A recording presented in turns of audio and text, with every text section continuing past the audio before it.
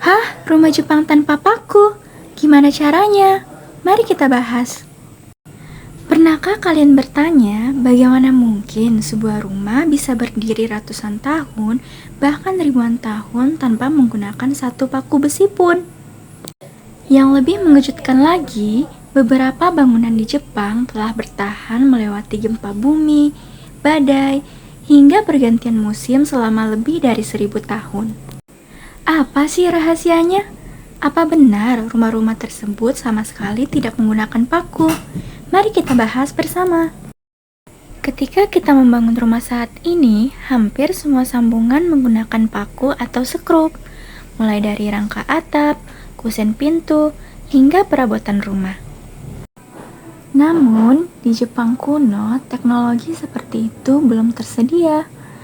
Para tukang kayu harus menemukan cara lain agar bangunan tetap kokoh. Dari sini, lahirlah sebuah teknik yang disebut joinery, atau teknik sambungan kayu. Teknik ini menghubungkan dua potongan kayu menggunakan bentuk-bentuk khusus yang saling mengunci satu sama lain, tanpa lem, tanpa paku, ataupun tanpa baut. Bayangkan seperti puzzle, setiap potongan kayu dipotong dengan ukuran yang sangat presisi. Saat disatukan, kedua kayu akan saling mengunci. Beberapa sambungan bahkan semakin kuat ketika menerima beban.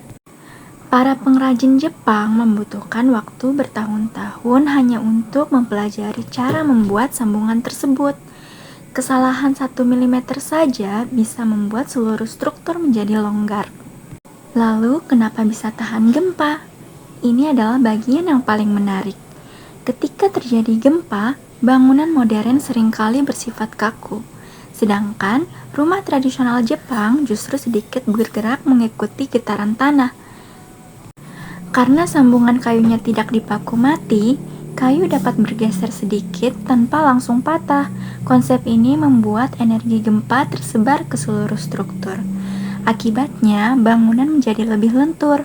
Hal inilah yang menjadi salah satu alasan mengapa banyak kuil tua di Jepang masih bertahan hingga saat ini.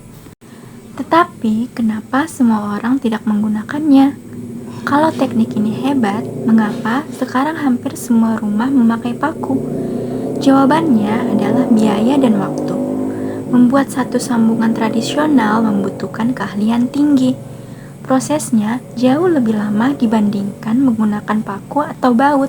Selain itu, mesin modern memungkinkan pembangunan rumah jauh lebih cepat. Karena itu, teknik tradisional ini lebih banyak digunakan untuk restorasi bangunan bersejarah atau proyek khusus. Fakta menariknya, tahukah kalian, beberapa kuil di Jepang telah berdiri lebih dari 1000 tahun. Meskipun telah berkali-kali mengalami gempa bumi besar, banyak di antaranya tetap bertahan berkat kombinasi teknik sambungan kayu, pemilihan material, serta perawatan secara berkala. Ini menunjukkan bahwa desain yang baik tidak hanya bergantung pada material modern, tetapi juga pada pemahaman mendalam tentang struktur dan perilaku bangunan. Dari teknik rumah tradisional Jepang ini, kita belajar satu hal penting. Teknologi tidak selalu berarti sesuatu yang baru. Kadang justru pengetahuan kuno mampu memberikan solusi yang luar biasa sehingga bertahan hingga ribuan tahun. Kalau kalian ingin belajar lebih banyak tentang rahasia desain bangunan, sejarah arsitektur, dan fakta-fakta menarik lainnya, jangan lupa ikuti di akun ini. Sampai jumpa di video berikutnya. Bye-bye. Jangan lupa like, follow, dan share video ini ya. Sampai jumpa di fakta-fakta arsitektur berikutnya. Thank you for watching.